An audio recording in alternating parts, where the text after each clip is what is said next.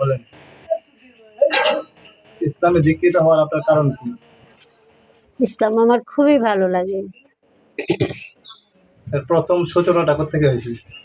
প্রথম যেখানে বিয়ে হয়েছে, বাবা এটা বলতে হবে? ওখানে আমার বিয়ে হয়েছিল, ইন্ডিয়া বিয়ে হয়েছিল।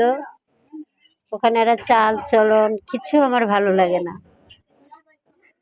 তারপরে আমার আস্তে আস্তে এখানে আমি সবার সাথে মিশতাছি, থাকতাছি। আমার এগুলো দেখে আমার এত ভালো লাগে, এটা বলার বাইরে। তারপরে আমার যে হিন্দু বেটা ছিল, তাকে আমি পানের ডাক্তারে আমি বলছি যে আপনি ওইবেন কর না, আমার এ দাও কুড়াল নিয়ে আসে মারতে যায়।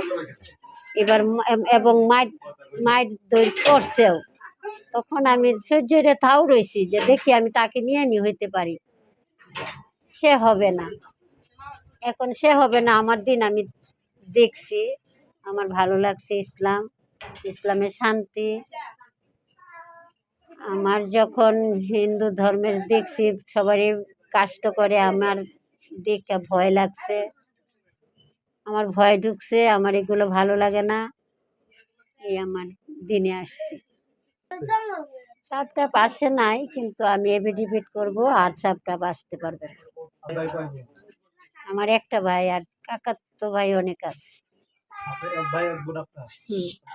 আমার মা বাবা নাই, আর নান্দাল চণ্ডীপাশা থানার সামনে আমার বাসা। থানার পাশেই? থানার চণ্ডীপাশা আপনার বাসা? অনেক ভালো, অনেক ভালো, কেউ চাপ দেয় নাই। ওরা জানেই না আমি ইসলাম নিব। আমি সরাসরি আমি কাজী সাহেবের কাছে চলে গেছি মাদ্রাসায়। আমি চিনি না, মাদ্রাসায় গিয়ে বলছি বাবা আপনি আমারে যেভাবে ইসলাম নিতে হয় এভাবে আমারে শুদ্ধভাবে সৎভাবে আমারে নিয়ে দেন। ওরা আমারে পাইস্কুল মা এখানেই পড়াইছে, চেয়ারম্যান সাহেব আমারে নিতে চাইছিল, আমি যাই নাই। আমার ইচ্ছা যে আমি এই এলাকার হইছি, এই এলাকারই আমি থাকবো। এখন এই এলাকাতে আপনার নিরাপত্তা কতটুকু মনে করেন? অনেক আমার ভালো। আমি যার ঘরে আছি সে বাবা আমার অনেক বক্তা, এ বাবা আমার আপন বাবা, বড় বাবা। আমার ছোট বাবা বক্তা অনেক, মৌলানা, কিশোরগঞ্জ। বাবা থাকলে এখানে থাকতো আমার পাশে। তার মানে কোনো চাপ দেওয়া হয় না আপনাকে? না না না, কেন চাপ দিবে? চাপ, আমি কি ছোট? আমি কি পিঠার খাই? একবারে নিজের হাতে হইছে? আমি নিজের মনের থেকে হয়েছে, আমি বাল্যকালের থেকেই হইতাম। আমার অনেক ভাই, ডাঙ্কা ডাঙ্কা ভাইয়াচারীরা। আমার মা বাবা ছিল এই সময়, আমি পারি নাই। শুনছি আপনার পরিবারে অনেকে মুসলমান হয়েছে, এমন আমার পরিবারে আমার ভাইয়ের ছেলে, ভাইয়ের মেয়ে হয়ে গেছে। দুইজন আছে, আরো দুইজন দুইজন মুসলিম হয়েছে।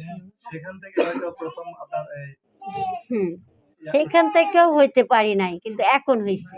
ওই সময় থেকে আপনার ইসলামের দীক্ষিত হওয়ার একটা ভালো লাগছে, ভালো লাগা ছিল। তারপর এখন মুসলমান হয়েছেন কোনদিন? আমি হয়েছি আজকে কয়দিন বাবা? কি বার না? শনিবার দিন, মঙ্গলবার, মঙ্গল, বুধ, বৃহস্পতি, শুক্র, 4 দিন ধরে।